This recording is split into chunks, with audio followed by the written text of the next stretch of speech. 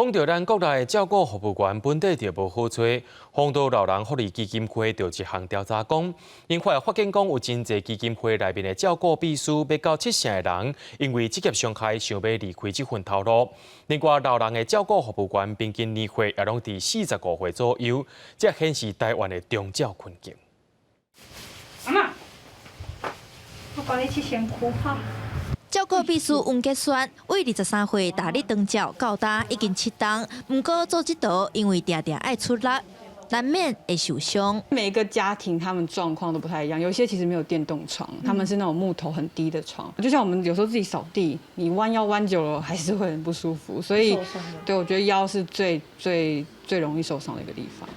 腰、手等等拢是因常常受伤的部位，亲像伊随时拢早辅助用具来减少身体的伤害。不过，丰岛老人福利基金会伫去年对基金会200多位照顾秘书做调查，有6至7成认为职业伤害、工课负担重是因头路不愿做修久的上大原因。还是以中高年龄的照顾服务员，他的受伤比会比年轻的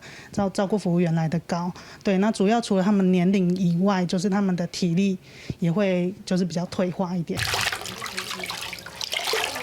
按基金会来讲，照顾秘书女性比例悬，平均年纪伫45岁以上，所以体力渐渐无啊，是会当疗伤的。虽然整体薪水有提悬，嘛有技术相关的课程，不过大众对这份工课的工作价值、职场安全的意识，阁有正大的认知差别。照顾服务员这一块，就是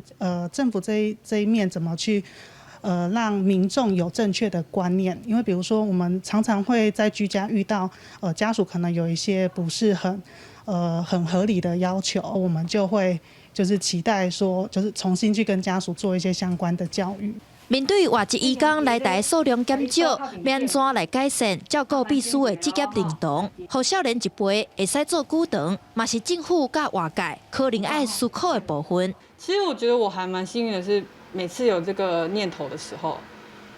就是长辈会变得很可爱，就是他会让我有想要留下来的感觉啦。记者林雅文、林旭凯，新北报道。